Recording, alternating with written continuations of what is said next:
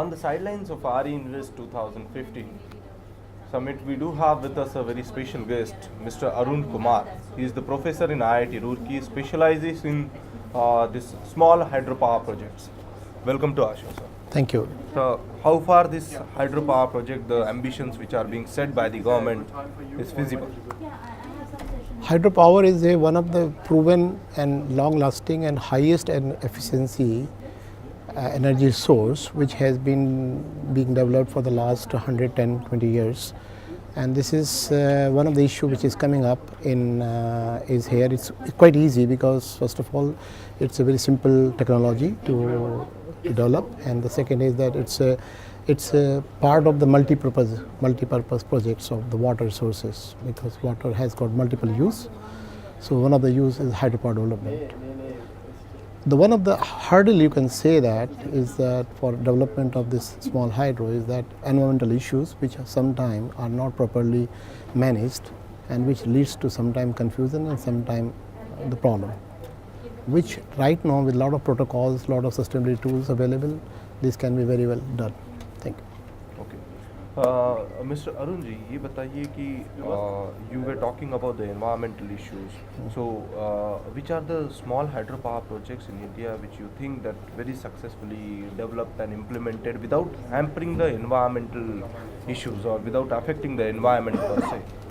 There are a large number of such examples in different states. For example, the state of Arunachal Pradesh, the state of even Karnataka, and state of Himachal Pradesh, where there are number of examples where such very successful hydropower plants had been implemented, and they are supplying electricity not only to the nearby areas but also they are selling it to the grid.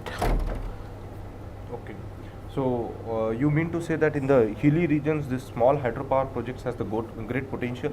Of course, because of the one of the major gradient is the head, that means the height difference in the river flowing, and that's where the largest potential lies in the hilly region. In fact, out of 150,000 megawatt potential of hydropower, 80% lies in the hills because they have the good potential and perennial water in the Himalaya region especially. But nevertheless, even the projects like irrigation dams and canals, which are plenty of in India, we have a large network of the irrigation canal network. They also provide opportunity because where they have been built up basically for irrigation, but then there are falls and the dam outlets where the hydropower, especially the small hydropower, is being realized. 20,000 megawatt of hydropower to be generated from this. This is what the target is being set. So, what do you think? What should be the time frame, or what is the time frame? And say by 2022, will it be possible to achieve this much target? Let me tell you that 20,000 megawatt is the potential which has been estimated, which is technical feasible potential, and there are sites which have been identified up to 20,000 megawatt.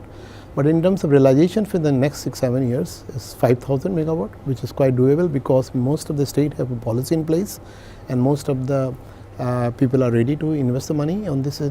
One of the problem coming is that lower tariff, because as a renewable sector, this particular does not get the same kind of tariff as the other solar and wind and biomass. So that's one of the reason, and also some kind of clearances at the forest level are also little bit taking time, and that is one of the slow progress, but otherwise quite achievable because Indian industry is available for providing all the equipments, the technology and the know-how, all this available. You mean to say the technology is available in India itself? Yes, very much, because there are more than 10 manufacturers, and all leading manufacturers are there which have got collaboration or joint venture, or even the companies of all international players. In fact, there are 4 or 5 major Indian players, including our own BHEL. They are quite competent and they have all facilities of producing equipment of world class. My last question, sir.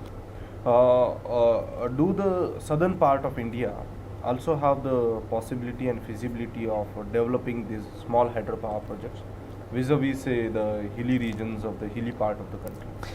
In fact, the Karnataka is one of the leading state, which though it is not in the, I mean it's in part of southern, but it is a leading state because it has got large network of the irrigation canal and dams, and then they have Western Ghat, and in that they have one of the leading states and where the potential is there. Similarly Kerala, but Kerala there are issues on the environmental are more dominating because more education and more awareness, but these two states are shown a good example of developing hydropower, especially the Karnataka one. So there is a good potential lies over there. Okay, so big targets, huge potential, and then the achievable roadmap. This is what Mr. Arun Kumar is talking about the small hydropower projects. It was nice talking to you, sir. Thank you. Thanks. Thank you very much.